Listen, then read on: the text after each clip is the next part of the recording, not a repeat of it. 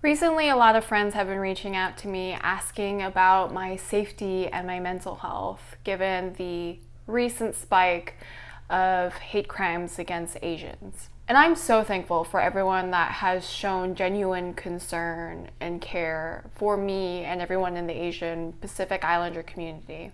But to be completely honest with you, this was not even on my radar until my friends had reached out to me. Typically, my source of current events is through social media, and anything that proves to be super taxing for me, I start to tune out. And it really wasn't until the last couple of days when I was out to dinner with my family that it started to affect my way of thinking, that I started to think about worst case scenarios of a passerby or a person coming into the restaurant having a firearm on them and shooting either me or my parents. It doesn't help that my papa is also really plugged into the news and talked about how a Filipino man in NYC got slashed in the face at the dinner table. So there has been some level of anxiety on my end, but it's for the most part been pretty manageable. Because in my mind, atrocities happen every single day, and what just so happens to be top of mind is usually whatever the media is putting out. And while I think everyone has their own right to be upset, to take action, to blast everywhere on their social medias, on their platforms about all these social injustices that are going on right now, or really just any of the atrocities going on right now in the world, for the good of myself and my mental health, that's just not my approach. What I prefer is to be aware but not engulfed. Like what I talked about in my previous video, I think it's up here.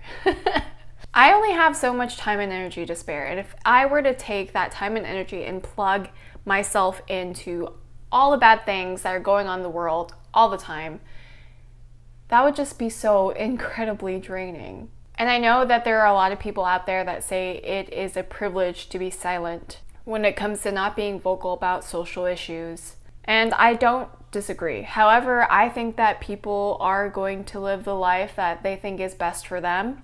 For me personally, I don't see how it would benefit me or anyone in my life, anyone in my circle, if I chose to highlight and blast all that is wrong in the world all the time.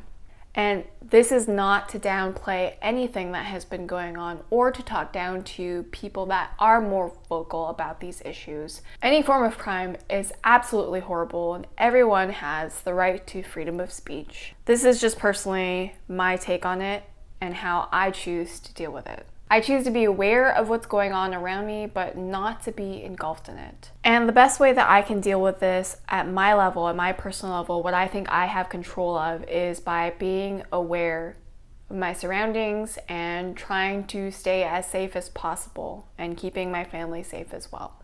And this sense of safety includes both on the physical level and the mental level.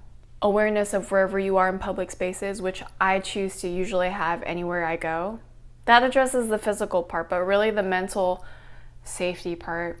Being aware but not engulfed. Being aware but not obsessed. Being aware but still, choosing to live my life in a productive and safe way. As safe as I can. All this to say, yes, stop Asian hate, but really stop any kind of hate. Stop any kind of crime, stop any kind of injustice.